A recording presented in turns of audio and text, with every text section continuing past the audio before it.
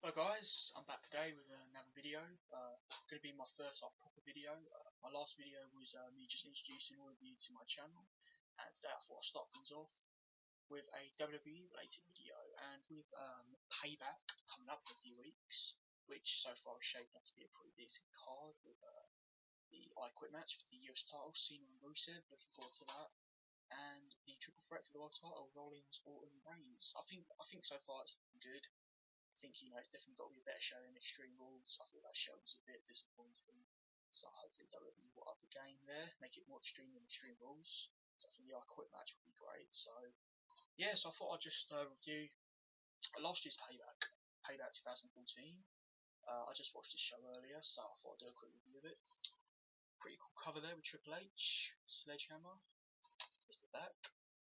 So yeah, I'll just get straight into it. Just open it up quickly. This.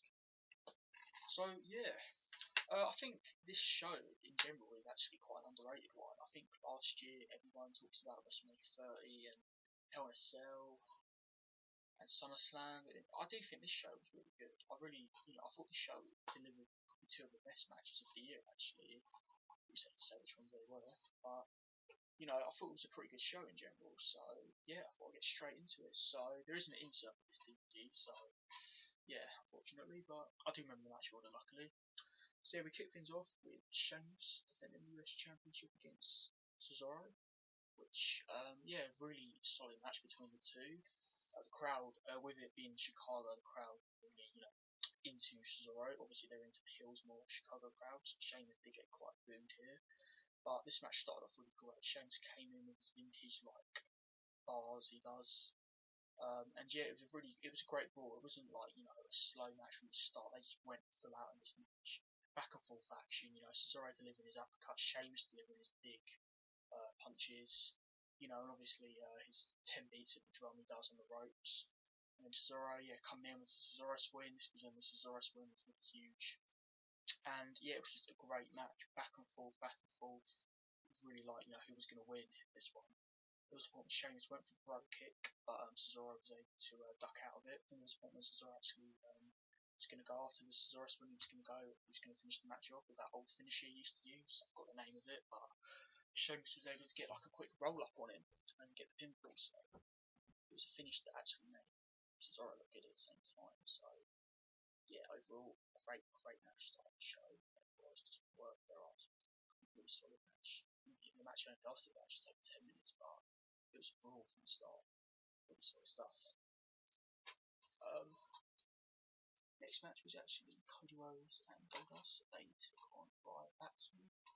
Yeah, this match was a filler match. It was okay. It just felt more like a brawl match, to be honest. But it wasn't half bad. Yeah, this was all about, I think this was when Cody Rhodes was back to Stardust. So Goldust and Cody were kind of on a losing streak here, and they losing streak continued here. Rybaxel picked up the victory here, but it was a decent match. In the end, Cody cost Goldust the match. So after the match, Cody got on the mic and told Goldust, I think he needed a tag team partner, and he walked off. And then I think a few weeks later, Stardust debuted just in time for Money in the Bank. So yeah, overall, I think it was a solid match. It was okay, solid tag team match here. Not half bad for a filler match. Then we next had, I think it was Barrett defending the Intercontinental Championship against RVD. Yeah, this was a pretty decent match. I didn't mind this one. It was needed. It was good. It was a good challenge for Barrett actually to defend against RVD here, and yeah, they made it look pretty good. It was a pretty solid match from the start, I thought. So yeah, basic stuff between the two, nothing mental, but it was pretty decent. Barrett picked up the victory here with the ball hammer, but unfortunately he would actually get injured the next month from Jack Swagger, and then he had to vacate the IC title and was defended at Battleground in a Battle Royal. But it was an alright match. It's a shame WWE never really used RVD in big CVs when he's kind of been back with WWE. So, but it was a good challenge for Barrett, so I enjoyed that match. Then there was another filler match. It was Bo Dallas versus Kofi Kingston, I remember, and the match actually never happened. Kane just randomly came out and chokeslammed Kofi Kingston. Yeah, that was basically what happened there. So they never really done anything from that. I think it was just getting Bo Dallas on the show, but it kind of was a bit of a waste really, but oh well. Then we next had a segment. It was Daniel Bryan. He was meant to vacant the WWE World Championship, give over to Stephanie McMahon. But Daniel came out with Bella. If you remember, Daniel Bryan, of course, had to go through surgery last year. He was on the shelf for the rest of the year. He's currently on the shelf now, unfortunately. And yeah, he wouldn't defend the he wouldn't vacant the championship. And this led to Bella actually quitting the WWE at the time, and she slapped Stephanie across the face, which is pretty much the memorable bit of the show, but of this segment, I mean. But it was pretty good. You know, it was quite good. Good to see Daniel Bryan on the show, and Bella actually was pretty decent on the mic here, and yeah, it was a pretty good segment. Then next up we had the last man standing match, John Cena versus Bray Wyatt. This match was insane. This is probably, in my opinion, one of the best last man standing matches of all time. I mean, it wasn't bloody, they didn't need blood, but they just made it a brawl from the start. You know, Cena and Bray, they really had great chemistry in this match. It just started off brilliantly. You know, a brawl from the start. We saw some great stuff with the 6 steps. There was a point where Cena literally just launched the steps on the outside the ring to Bray Wyatt. Literally launched them. It was insane. It was so great. It really was. Then when Luke Harper and Eric Rowan would get involved, the Usos would actually come out and they'd take them out. There was a point when 2 tables were in the ring, and then the Usos kind of like, I think Jimmy or Jay, one of them, of course, did like a splash to Luke Harper or Eric Rowan on the table. That was a great spot. And there was another spot where a table was leant up against one of the security walls, and one of the Usos ran up against Eric Rowan or Luke Harper, again one of them, and they done like vintage Rikishi arse to the face. That was really great. So yeah, another table spot. I think another table spot involved Bray Wyatt, kind of like doing not like a choke slam he does, but he kind of does that throw he does. He does grab him by the throat, but it's not called a choke slam. I don't actually know what it's called. But yeah, he puts in for a table there. And yeah, then they ended up fighting in the crowd. They broke one of the security walls.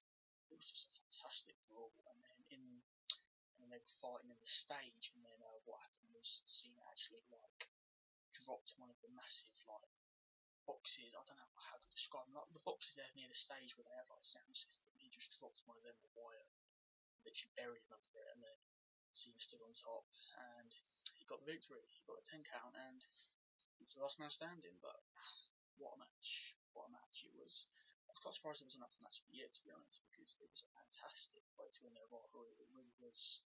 Because their previous match at Extreme Rules, their steel cage match, was a bit of a letdown, and their match at Mania was good, but they needed to really raise the bar here. They sure did. It was a phenomenal match.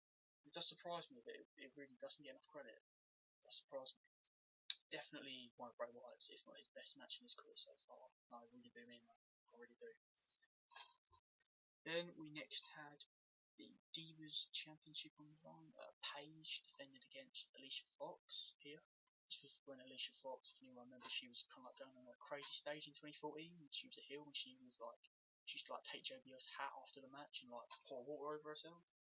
It was quite a good gimmick actually. I wish they kind of stuck with it. It made her quite entertaining. But yeah, this was a good Divas match. You know, Paige actually got a pretty good reaction here in Chicago, and yeah, she, you know, good Divas stuff. It's a shame they didn't give it a lot of time, because I reckon it's still got a really good match. But yeah, Paige won the match here. But solid stuff, you know, solid stuff. And then we had the main event. It was the 6-man tag team elimination match. No holds barred. It was Evolution versus The Shield. And once again, what a match this was. This match actually lasted like a good half hour. It took a long time till there was a pinfall. Literally, like all 3 of the guys went off like differently. I think Triple H and Reigns were fighting the crowd. I think Orton and Rollins kind of like fighting in the ring. I think Batista and Ambrose, they're the only ones kind of fighting. They were fighting the crowd, so everyone was kind of going everywhere. And then we saw some really good action with kendo sticks, steel steps, chairs. Evolution did dominate a lot of the match. You know, they really did take out the Shield throughout a lot of the match, but the Shield did gain the upper hand. And there was a point when Rollins climbed on top of the stage. Here it is here actually. Here's a picture of it there. Don't know if it's that clear, but there's Rollins actually diving off the stage. And in honour, H, Batista and Orton. And the first guy to be eliminated was actually, in fact, Batista. And then Orton would next get eliminated. And then it came down to Triple H taking out, facing all 3 of the Shield members. And see a nice picture right there of Roman Reigns doing a spear on Triple H. And yeah, he got the victory. And then the Shield won. The thing like that, this match was none of the Shield got eliminated, which really did make them look brilliant. Of course, if everyone remembers, the next night after Payback, Seth Rollins did turn on the Shield and he joined the Authority. So this was the Shield's last match to date as well. So yeah, quite a great way for them to go out. So yeah, overall thoughts. Payback 2014, incredibly underrated pay-per-view. I mean, you have two of the best matches of 2014, in my opinion. Cena and Wyatt went full out in that last man standing match. Great table spots, great still step spots, really good finish. And yeah, the Evolution versus Shield match was great. It was long, but it was great. And Rollins gave us probably one of the spots of the year as well, with his dive off the stage, off the top of one of the Payback letters, one of them dived off of it. It was brilliant. It was. And Sheamus and Cesaro, their match was pretty solid as well. So yeah, definitely really good pay-per-view here. If you haven't seen it before, check it out. Pretty good one. Definitely check out them two matches, Last Man Standing and the Evolution vs Shield, because the matches were insane. So yeah, thanks guys for watching.